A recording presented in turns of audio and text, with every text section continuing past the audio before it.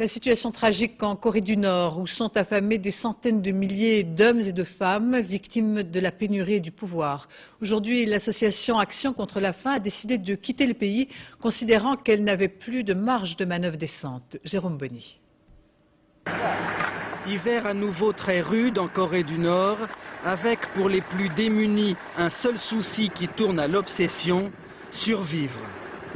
Loin du regard du monde, les paysans se nourrissent de grains de riz ou de maïs glanés dans les champs.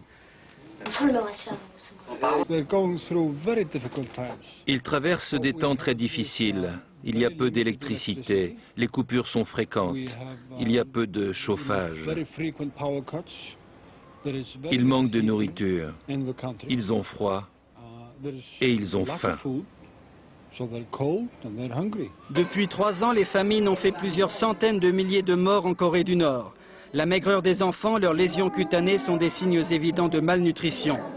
Eux ont la chance d'être hospitalisés, mais dans des établissements sans chauffage ni médicaments. Aux cuisines, on prépare une mixture d'écorce d'arbres, d'herbes ou d'algues. Ça fait des pâtes qui remplissent l'estomac à défaut de vraiment nourrir. Derrière ces famines, il y a bien sûr l'effondrement de l'Union soviétique, principal fournisseur d'énergie, qui entraîna un bond en arrière de l'agriculture. Il y a surtout la dernière dictature stalinienne qui consacre l'essentiel de ses ressources à l'effort militaire face aux frères ennemis, la Corée du Sud.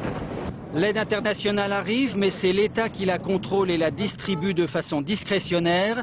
Les organisations humanitaires n'ont pas leur mot à dire. Nous travaillons dans des crèches où les enfants étaient bien vêtus, bien nourris, en bonne santé, et tant mieux, mais à la fois nous voyons aussi dans les rues de la ville où nous travaillons les enfants sales, vêtus de haillons, vivant près de la gare, et nous ne pouvions pas porter assistance à ces enfants-là. Et cela, c'était vraiment très regrettable.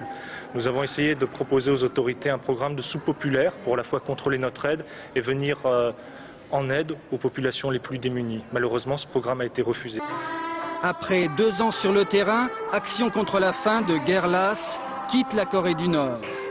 Ces derniers mois, les tentatives des puissances occidentales pour rompre l'isolement du pays n'ont rien apporté à ceux qui en ont le plus besoin.